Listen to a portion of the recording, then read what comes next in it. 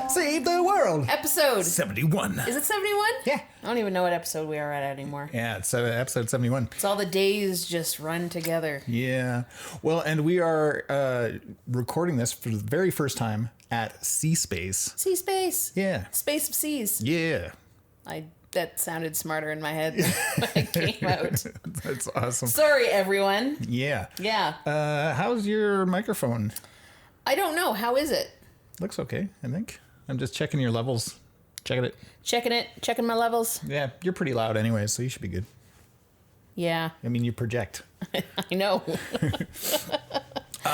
Before we get started, I just want to make sure that everybody knows that you can support Drop Bear and Panda Save the World at Patreon. Patreon. You can go to patreon.com/dropbearandpanda, and for as low as $1, $5, $10, whatever you want to do, $1 million.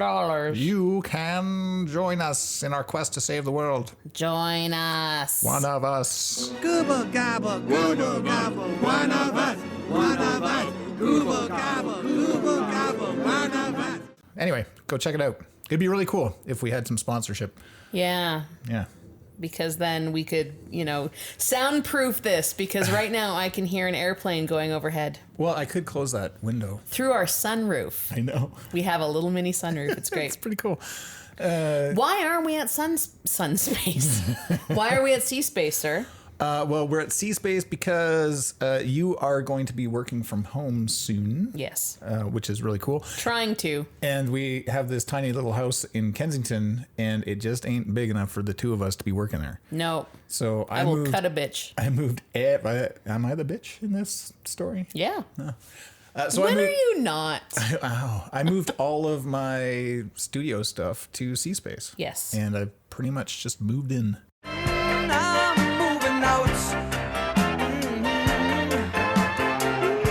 So I just moved out. Yeah. And this is like my clubhouse. Bye, Felicia. I don't even know what that's from. What is that from? I have no idea. People say it all the time, though. Yeah. I see it on the interwebs. Oh. All the cool kids are saying it. I need to borrow your car right quick. You want to borrow my car? Hell no. Craig. Bye, Felicia.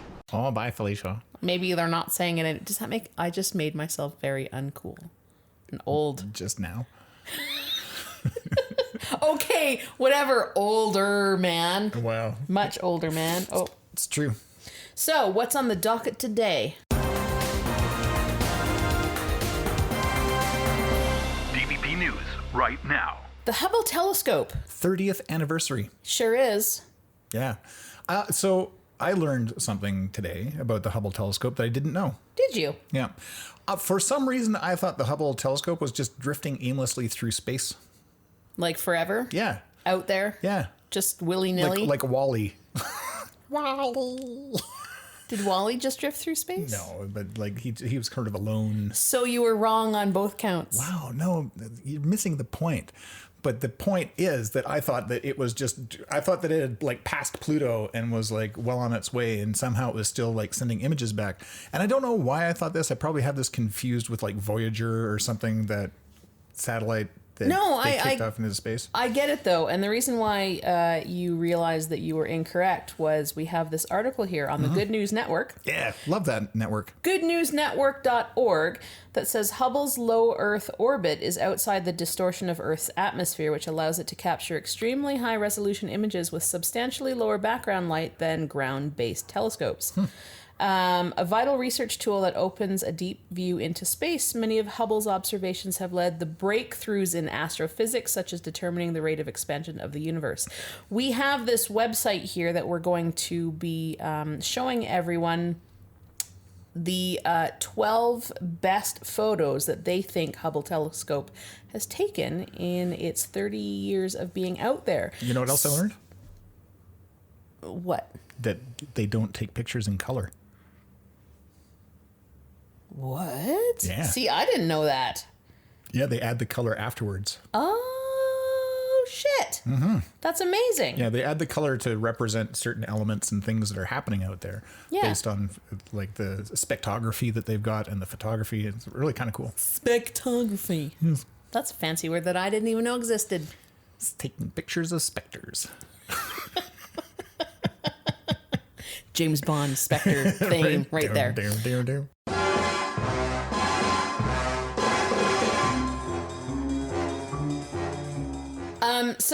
But I get it, because Hubble Telescope, you kind of think that it just goes out and it sends pictures back. Yeah.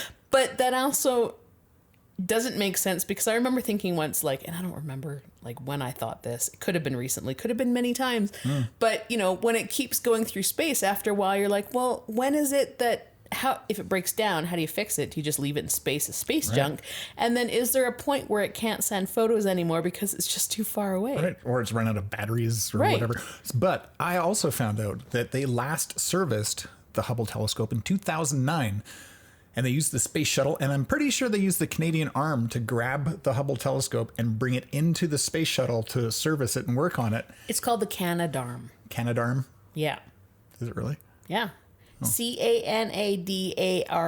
Oh, so Play on word there. Canadarm. No, I think it's the Canadarm. What is the Canadarm? According to Wikipedia, the Shuttle Remote Manipulator System, also known as Canadarm, is a series of robotic arms that were used on the Space Shuttle orbiters to deploy, maneuver, and capture payloads.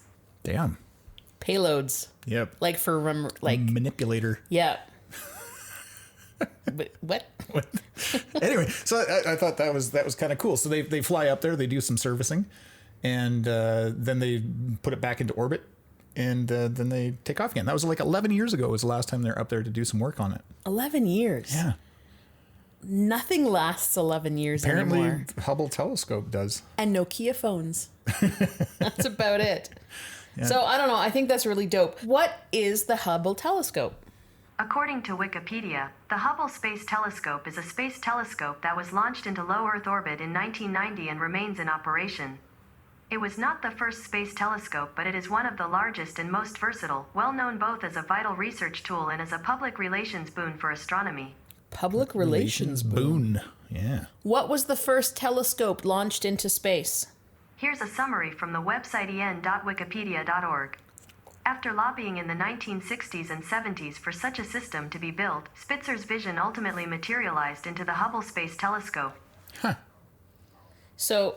Well, there you go. That didn't really answer my question, Not though. really, no. Cool. Yeah. Well, that's just great. Anyway, so these pictures are great. We're going to put them up on the website, and it's really cool. So science. And there's some pretty far out stuff there. There's nebula. Oh my God, these look like eyeballs. Yeah, so maybe we're inside the eyeball of a giant. I'm thinking so. Yeah. So the cats, it's hard to say whether this one is up or above, but the Starry Night is number 8 on here. Is so named by the way it's reminded astronomers of the Van Gogh painting with its spirals of dust swirling across trillions of kilometers of interstellar space. Wow. Do you think like maybe Starry Night was from an acid trip? I don't think Van Gogh took acid. Okay, I wasn't sure. Why were you not sure? Computers, man. I know. What the hell? Yeah. Speaking of computers, I got a new laptop. You sure did. And it's a bit of a pain in the ass, but it's also amazing. You're just learning how to use it. It's like a gaming laptop, and your keys are like disco color. I know. It's great. We got it from... Memory Express. Memory Express in the Northwest, yeah. Which is still considered, I guess, a very important business to have open because people need their computers, and if shit goes down... Yeah. You need it fixed. Yeah. Because nobody else is open. Because I don't think any other places are open. Like Best Buy isn't open. No. Or anything like that. Yeah. But they were great at Memory Express. And they were really, really good about them only being 10 people in the store. Yeah. They had arrows on the floors. Clear walkways. They were very specific about where you could stand and how far away you were from the till. Yeah. Everybody was wearing masks. They were almost militant about it. Like they took it very seriously, and it was actually really, really nice. Yeah. They had exit rows, yeah, and it was fantastic and fucking great place to shop for your stuff. Yeah. So plug to Memory Express. Yeah. Way to go, Memory Express. Because they're killer. I like these guys. Yeah. Anyways, my computer, we were trying to get film stuff on here for our Home for the Apocalypse Yeah. documentary that we're doing. And it has taken me 3 times to get film onto my laptop, and it keeps not getting my film in there. Yeah.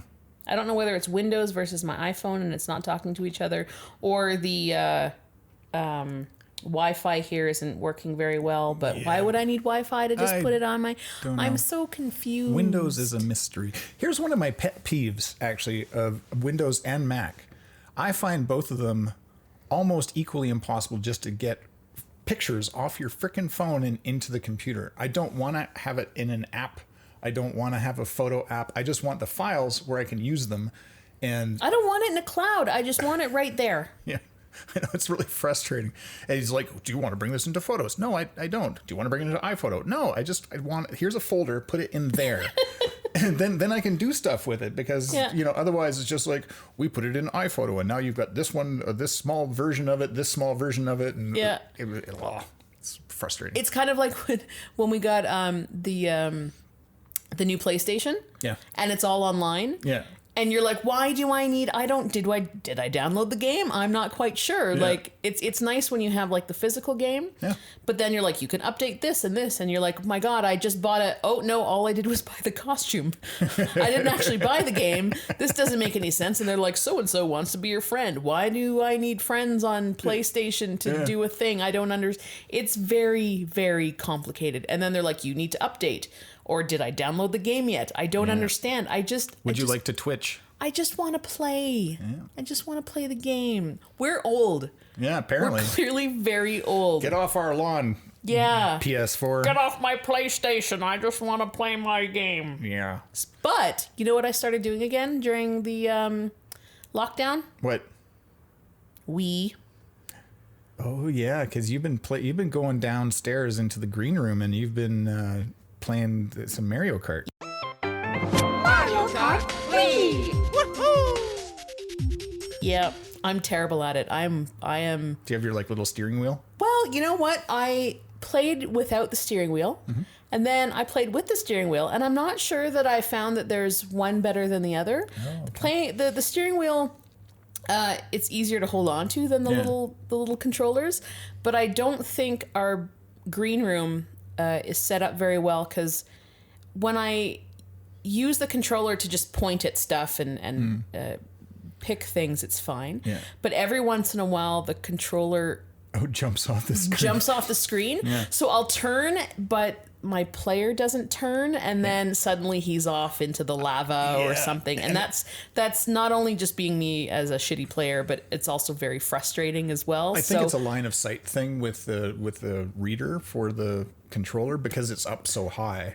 Normally it would be down like quite a bit lower. But it works in that line of sight when I'm pressing, like I don't know. We gotta fix it. Yeah. We gotta fix it. We gotta fix it. We gotta fix it. And we do. Yeah. Huh? Yeah. Huh? Jose? Works on and we. It works on so many levels. Now I have to pee. We. Get it? Wow. Yeah. Stop it. Moving on. And this will just be a quick one. Don't inject yourself with disinfectant. Lysol, that's what. Clean, yes, germ, no. Or give yourself bleach enemas. No, don't do it. I mean, if you want to bleach your a-hole, that's... Is that an essential service? To some people, it might be.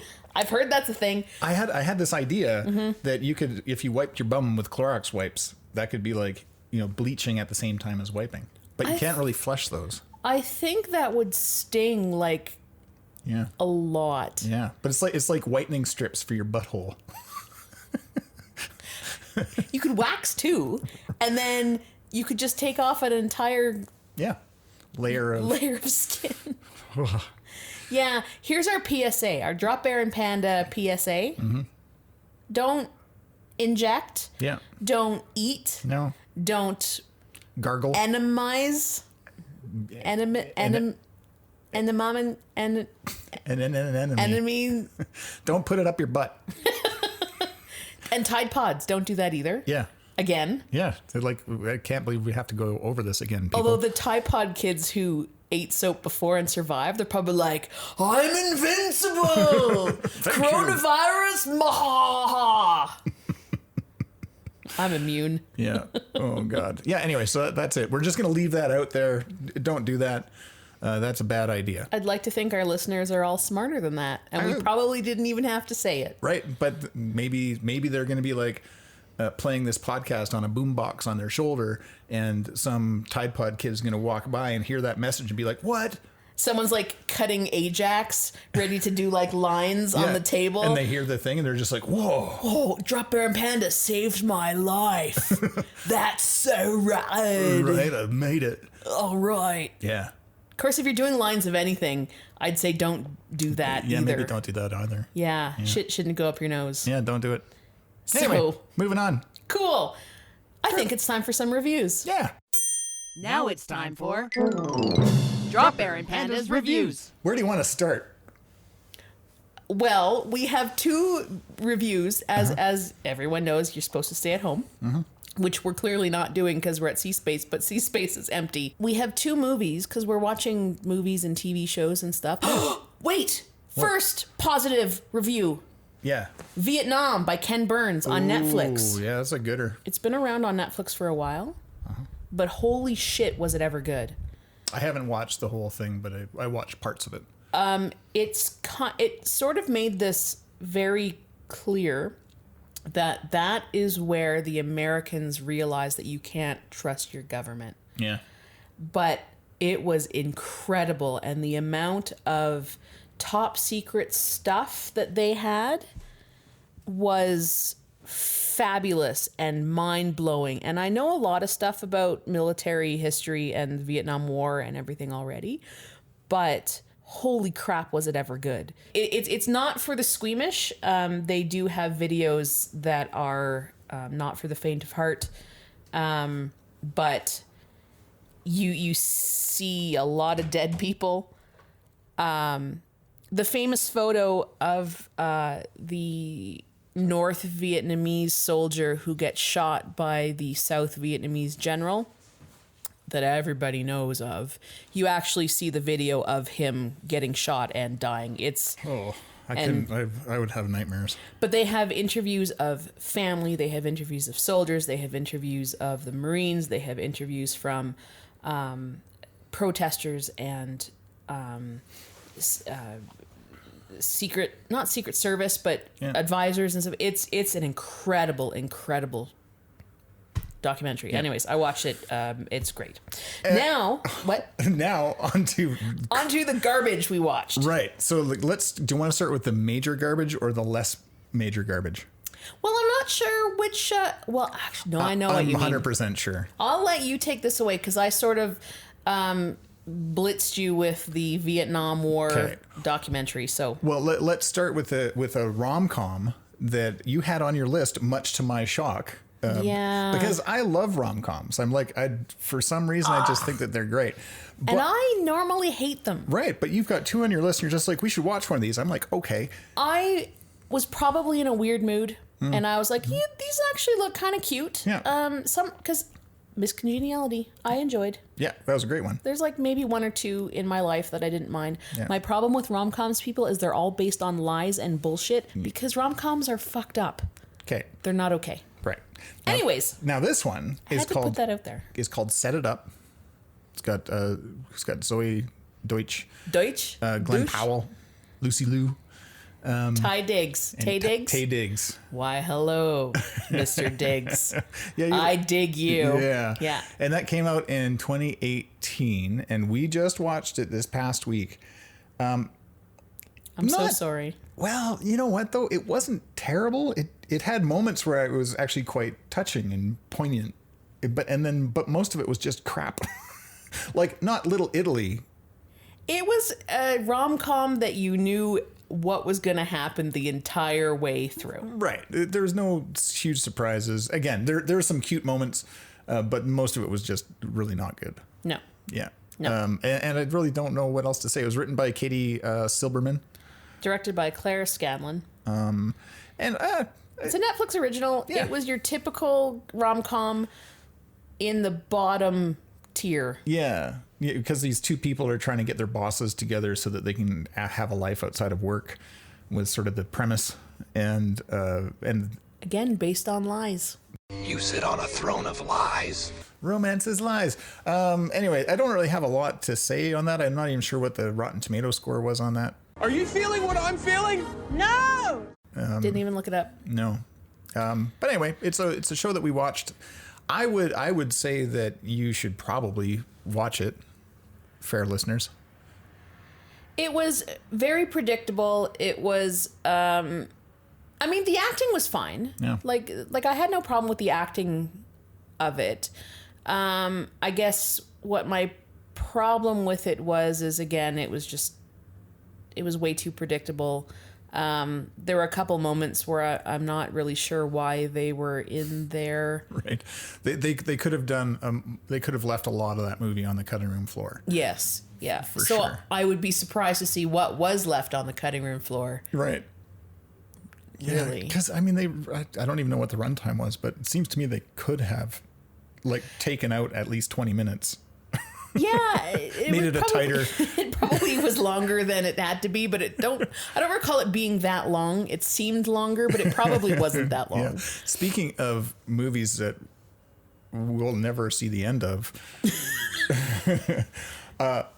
bad boys, what you gonna do? What you gonna do when they come for you? Bad boys, what you gonna do? What you gonna do when they come for you? I convinced you to watch this one. Well, and it didn't take a lot of convincing.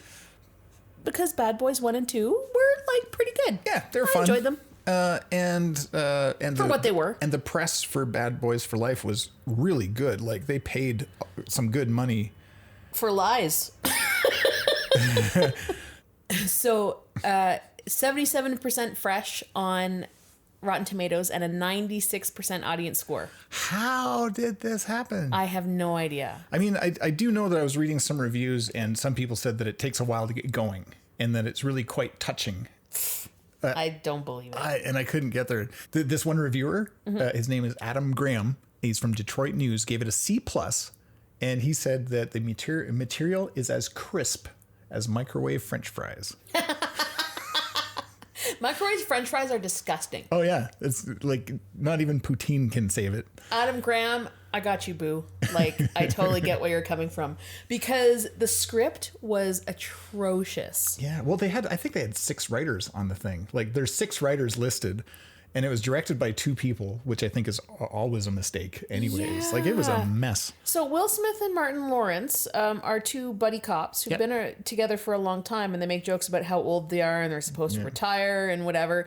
And I mean, seriously, the first 2 were fun, which is why, you know, when you said, "Oh my God, like this is on Apple TV," I was like, "Sweet, let's watch it." But it's kind of like I described this to somebody.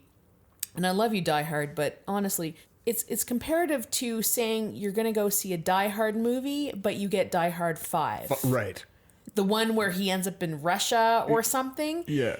It was not a Die Hard movie, and this was not really a Bad Boys movie. Like, it was weird. Yeah. And I'm wondering if it was...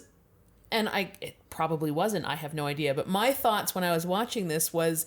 It was a movie that somebody wrote, or 6 people wrote, and they're like, let's turn it into a Bad Boys movie because we want more money, and we'll tag Bad Boys for Life. We'll change the character names and add a couple Bad Boys things. Yeah.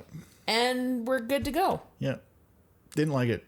Oh, God, it was so bad. Like, there was a point where Will Smith was in, like, the captain's office, and he was saying these lines that were so tropey and so cliched that I think I took my hands, put them to my face, and scraped my nails down my face so hard that my eyeballs bled. And fell out and rolled onto the coffee table and off the floor, and Newton played with them like canastas. And I had to wash them thoroughly, pop them back into my face, and then screamed for an hour for you to turn the movie off. Yeah.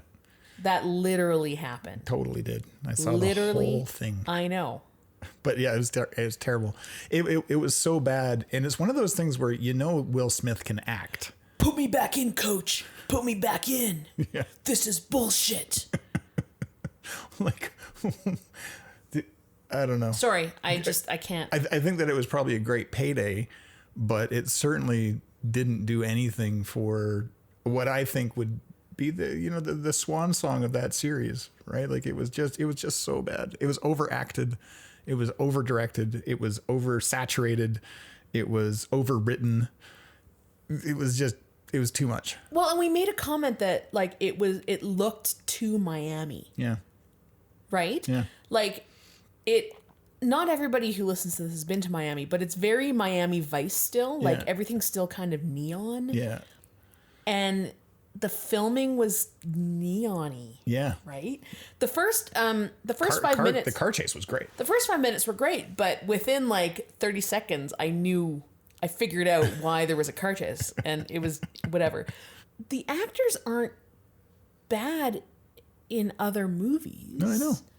Actually, I was saying they overacted. They were over-directed. I thought the whole thing was just too much. It was, and I couldn't finish it. No. Like, I couldn't ride. Maybe one day I will. Maybe I'll give it another shot one day when I'm like, when it's free. Yeah. When it shows up on Netflix, I would never pay for it again. No. And there's a scene where they're talking in a kitchen about, like, man, we got to go after these bad guys. And the other guy's like, no, I can't. It's too much. And he's like, you're my partner. And he's like, no, but I'm not. We got each other's backs. No, I can't. And it's just so tropey. I wanted to die. But they were talking slowly. Yeah. It felt like they were trying to get all their words out. With all the gravitas of emotion that is coursing through them. It's like they didn't believe the words themselves, but if they really enunciated everything, then they could believe the script and act harder, and maybe they could believe that the movie would actually be good. They were wrong. Yeah. Yeah. It was so disappointing. And I wasn't expecting it to be... Right. It's no Stratford... King Lear. King Lear. Which is being streamed right now for the next 3 weeks on YouTube via Stratford YouTube channel, which is incredible. You should check it out. Tell me, my daughters, which of you, shall we say, doth love us most? Does any here know me? Who is it that can tell me who I am? Yeah, and then they're going to go Coriolanus, blah, blah, blah, blah, which is great. Yep. Yeah, the previews, the trailers for these are phenomenal. And how they shot them. Like, we watched King Lear, and yeah, brilliant. My father saw King Lear when it came out on Stratford on the actual stage. Yeah. That actual production, I want to say 2014, and he told me it was magnificent, and he is not wrong. No, because every actor on that stage knocks it out of the park. Yeah, and then we saw the trailer for Coriolanus, which will be coming up, I believe, after King Lear in about 3 weeks, and wow. Yeah. Modern times, sort of 50s maybe, but oh my God, it just it's delicious. Delicious? Yeah. Is that what you said? Yeah. I was gonna say I almost peed myself, and you said it was delicious. So let's go with delicious. Mario Kart, wee! Woohoo! Wee! No. What's next? Because we're just going into a hole here. Yeah, well, let's save the world. It's time for Drop Baron Panda to save the world. You have a new project. I do. And it is phenomenally awesome. Oh, thanks. You're welcome. I do have a new project. Yes. And it is a website called crooklook.com. And it's the whole concept behind it was to bring mask makers together with people who want to buy masks or wear masks to help stop the spread of COVID-19. Now, we're not talking about serial killer masks. You could wear them if you're a serial killer. You could wear them for a bank job if you want. I mean, the worst thing to do when you're murdering someone with an axe is to also spread COVID. So you got to stay safe. Right. You know, Yeah. make sure you kill them with the axe, not with the COVID. Put that up on your website. I dare you. Yeah. Anyway, so we know a bunch of mask makers here in town, and I just sort of had this idea that people were asking, you know, where can I get that mask? Where can I get that mask? So I created a website. It's a directory. It's by the time you hear this, most of the bugs should be ironed out. But the idea is that you can just go there. If you're a mask maker, you can join for free. There's no cost for it. If you're a mask wanter or wearer, a kneader of the mask. You can just sort of go through the different things that people are offering.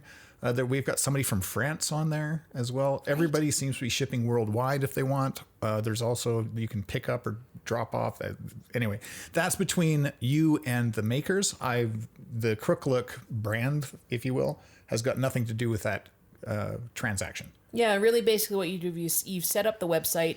As soon as the bugs are ironed out, your job is really to just make sure the website still runs. Yeah. More or less. There is a donation part to it because at some point, you know, you need to make sure that everything is still up and running. And if you can pay people to keep it running, that would be great. It's not necessary, but donations are always welcome. Yeah. And that's something that you will also deal with when, you know, but really it's mask makers and mask kneaders, and it's entirely between them, which is great. And I think we'll end up adding some content. Maybe Drop Bear and Panda will do a how to make your own mask video, which would be kind of cool, as well as some resources on you know, what to look for in a mask. I don't know, but that's kind of the thing. I hired a guy named Vikas in India to do some development, which I think is really cool. Yeah. And this is why there's a donation button, because it did cost me money for hosting. It cost me money for the domain name, cost me money for the software that runs it all. So if you can donate a little, that'd be great. It just helps, you know, bring people together. And if not, that's cool too, because we know everybody is hurting right now. Oh God, yeah.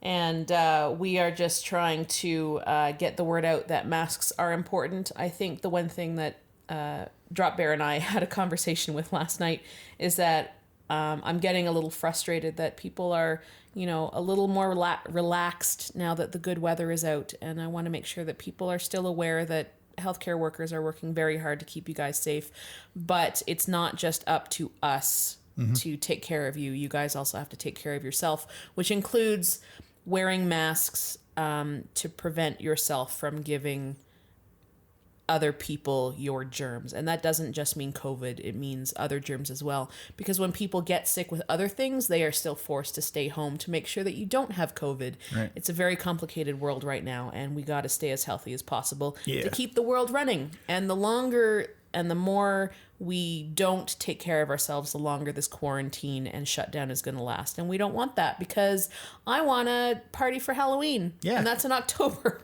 Well, you could wear a mask. What? I know. I could just be in my own home. Yeah. Huh.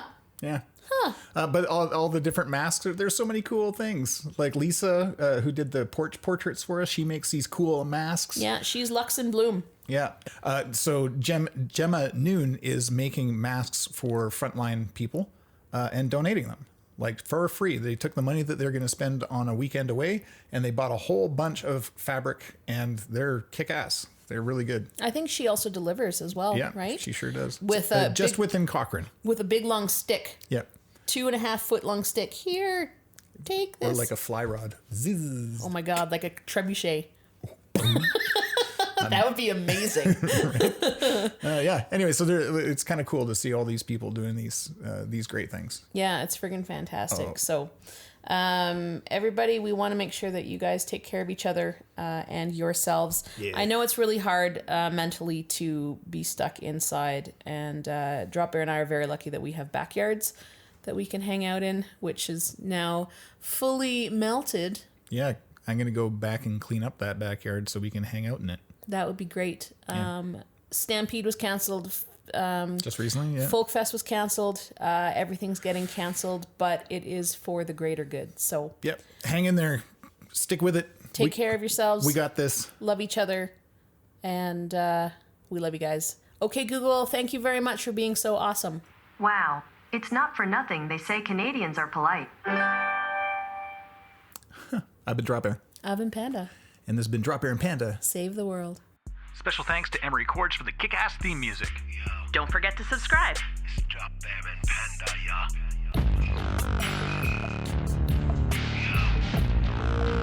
Drop Air and Panda, yeah. Drop Air and Panda, coming at you, Panda.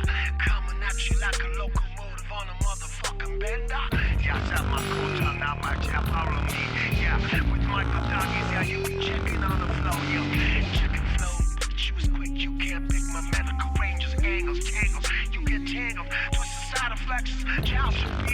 Can't compete with the owls that devour. Yeah, with the owls that devour, yeah. Yeah, the Drop Air and Panda, coming at your randa. Drop Air and Panda, coming at your randa. Drop Air and Panda, coming at your randa. It's like a locomotive filled with autonomous chopper. Drop Air and Panda, coming at your randa. It's like a locomotive filled with autonomous chopper. Drop Air and Panda.